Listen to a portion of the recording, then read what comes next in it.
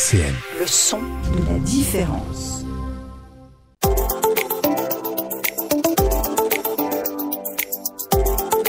À votre santé sur RCN.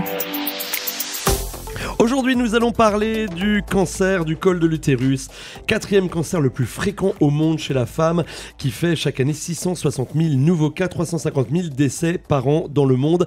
Pour en parler, je suis avec Déborah Christ. Bonjour Déborah. Bonjour. Vous êtes chargée de mission prévention à la CPAM de Meurthe-et-Moselle. Et je viens de donner quelques chiffres au niveau mondial. Qu'est-ce qu'il en est en France ?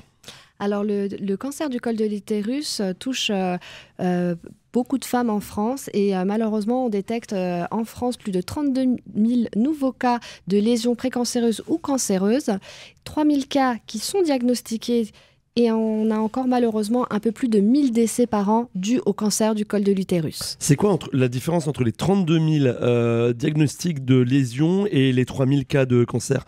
C'est à ce moment-là qu'on peut agir, justement, c'est à ce moment-là qu'il est important d'agir ? Alors en fait, plus c'est détecté tôt, plus on a de chances d'en guérir ou d'avoir en tout cas des soins qui sont moins lourds. Dans 9 cas sur 10, quand il est détecté tôt, il se soigne très bien. D'où l'importance de faire son dépistage pour le détecter au plus tôt. Alors à quel moment dans sa vie on fait ce dépistage ? Alors le dépistage peut être fait dès l'âge de 25 ans chez les jeunes filles. En tout cas, le dépistage du cancer, le dépistage organisé du cancer du col de l'utérus touche les femmes de 25 à 65 ans. Donc on doit faire à partir de 25 ans son premier dépistage. Donc c'est un frottis de dépistage qu'on fait auprès de son professionnel de santé qui fait votre suivi gynécologique classique. Ça peut être le gynécologue, votre médecin ou une sage-femme. Et donc vous faites votre frottis de dépistage. Après 2 frottis où il n'y a pas d'anomalie, vous refaites un autre frottis à 29 ans et après c'est tous les 5 ans, de 30 ans à 65 ans. Voilà, donc c'est quelque chose qui revient de façon régulière. Vous avez parlé du dépistage organisé. D'abord, qu'est-ce que c'est un dépistage organisé ? Est-ce qu'il y a d'autres types de dépistage qui existent ? Alors en fait, le dépistage du cancer du col de l'utérus peut se faire à titre individuel ou en organisé. Le dépistage individuel, en fait, c'est votre professionnel de santé qui vous fait une prescription pour faire un examen. Tandis que le dépistage organisé, en fait, c'est des campagnes de santé publique où, en fait, une tranche de population qui est à risque est invitée pour faire un dépistage. Donc, c'est un dépistage qui est pris en charge par l'assurance maladie et ça vous permet d'aller faire gratuitement votre dépistage. Alors concrètement, pour les femmes qui nous écoutent, qui ont à partir de 25 ans, ça se passe comment ? À quel moment elles savent qu'elles peuvent aller se faire dépister en dépistage organisé ? Alors en fait, dès 25 ans, elles vont recevoir une invitation sur leur compte Amélie pour bénéficier justement donc, de cette prise en charge. Alors à savoir que la consultation et l'examen est donc pris en charge au titre habituel de l'assurance maladie, mais que l'analyse du frottis de dépistage par le laboratoire est pris en charge à 100% par l'assurance maladie. Donc, il suffit d'aller à votre consultation avec votre invitation. Donc, elle est reçue sur votre compte Amélie. Si vous n'avez pas reçu, n'hésitez pas à nous contacter au 36 46 ou sur le compte Amélie pour avoir une réédition. Il faut savoir que la seconde relance est également envoyée donc, sur le compte Amélie et que la troisième relance est envoyée par voie postale. Voilà, donc normalement, on ne doit pas pouvoir passer à côté de cette campagne de dépistage organisée. Voilà, normalement, c'est fait pour que vous puissiez en tout cas faire votre examen.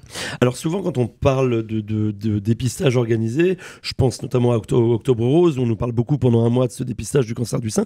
Est-ce qu'il y a une période dans l'année où le dépistage du cancer du col de l'utérus est organisé, ou est-ce qu'on peut le faire tout le temps ? Alors en fait, donc là, on est sur la semaine justement dédiée au cancer du col de l'utérus, mais c'est un examen qu'on peut faire toute l'année.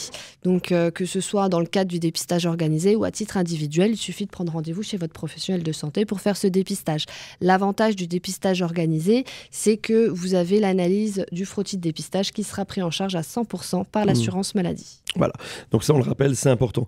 Le cancer du col de l'utérus, quel est le rapport avec les papillomavirus ? On peut en parler ? Oui, alors effectivement, en fait, le meilleur moyen de se protéger du cancer du col de l'utérus, c'est d'allier la vaccination et les dépistages. La vaccination, en fait, elle est donc contre les papillomavirus humains. Elle est conseillée de 11 à 14 ans chez les jeunes filles et les jeunes garçons. Rattrapage possible jusqu'à 19 ans, donc pour les jeunes filles et les jeunes garçons, et rattrapage possible jusqu'à 26 ans pour les garçons qui ont des relations entre garçons. Et est-ce qu'on peut considérer que puisqu'on a été vacciné, après, on n'est plus concerné par le cancer du col de l'utérus, ou est-ce qu'il faut continuer de se faire dépister ? Alors, il faut continuer à se faire dépister à partir de 25 ans. Et c'est vraiment l'alliance de la vaccination et des frottis de dépistage qui vont permettre de se protéger du cancer du col de l'utérus. Avec les dépistages, on évite 90% des cancers du col de l'utérus. Vaccination et dépistage, on est à plus de 97% de protection contre le cancer du col de l'utérus. Donc c'est vraiment l'alliance de ces deux modes qui permet vraiment de se protéger contre le cancer du col de l'utérus. Donc on peut imaginer aujourd'hui qu'effectivement on peut éviter très largement ce cancer si on participe aux campagnes de vaccination. Donc on le rappelle chez les enfants, garçons et filles, et jusqu'à 19 ans si j'ai bien entendu. Tout à fait. Et il faut savoir qu'en plus, il y a des campagnes de vaccination qui sont faites au collège dans les classes de 5e. Donc depuis 2023, vous pouvez faire vacciner votre enfant en milieu scolaire. C'est un professionnel de santé qui vient vacciner votre enfant sur son lieu scolaire. Il faut juste qu'il ait l'autorisation parentale et le carnet de vaccination pour se faire vacciner. Et on est d'accord, c'est pris en charge ? C'est pris en charge par l'assurance maladie. Voilà, donc on voit qu'on peut effectivement avoir un impact réel sur le développement de ce cancer si donc on est vacciné, et je le disais, si on est dépisté ensuite, si on fait du dépistage ensuite. Voilà, tout à fait. Parce que là, je le rappelle, en France, on est quand même à plus de 1000 décès par an. L'objectif est de réduire considérablement ces impacts sur la santé. En notant qu'on voit quand même des effets bénéfiques sur ces campagnes. Aujourd'hui, on voit une baisse de mortalité ? Alors, plus la vaccination va augmenter, plus les dépistages seront faits. En fait, on évitera, on l'espère en tout cas, de plus en plus les cancers de col de l'utérus. On rappelle une dernière fois, mais la campagne de dépistage organisée du cancer de col de l'utérus, c'est pris en charge par la CPAM. Oui, alors c'est pris en charge, donc l'analyse du frottis de dépistage et la consultation et l'examen sont pris en charge au titre habituel de l'assurance maladie. Donc vous pouvez le faire et vous devez le faire à partir de 25 ans jusqu'à, on rappelle l'âge ? Jusqu'à 65 ans, c'est essentiel pour votre santé et ça vous permet d'éviter un cancer et un impact sur votre santé. Merci beaucoup Déborah d'être venue nous sensibiliser à ce dépistage organisé du cancer de col de l'utérus.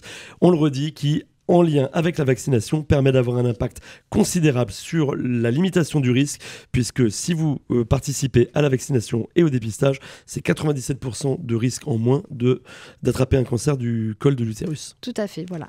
Merci beaucoup Déborah. Je rappelle que vous êtes chargée de mission prévention à la CPAM de Meurthe-et-Moselle, et nous on se donne rendez-vous le mois prochain pour un nouveau numéro de À votre santé. RCN, www.rcn-radio.org